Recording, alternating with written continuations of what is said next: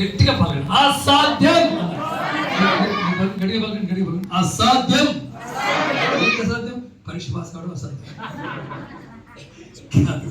యేసు క్రీస్తు వారన్నీ పాస్ అయ్యాడు, నేను కూడా పాస్ చేశాను. ఆమేన్. దేవునికి స్తోత్రం. హల్లెలూయా. We are healed అంటుంది బైబిల్. ఏమంటుంది? we are healed.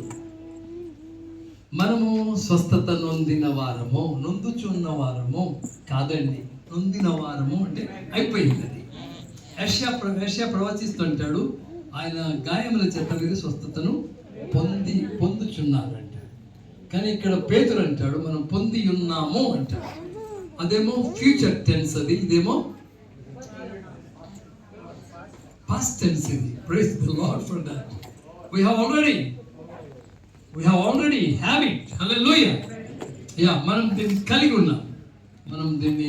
ఉన్నాం, స్వస్థతను కలిగి ఉన్నాం, ఆరోగ్యాన్ని కలిగి ఉన్నాం, బలాన్ని కలిగి ఉన్నాం, జయాన్ని కలిగి ఉన్నాం, ధనాన్ని కలిగి ఉన్నాం.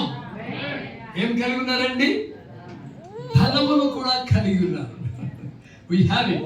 So second Chronicles లోకి వెళ్దాం. Second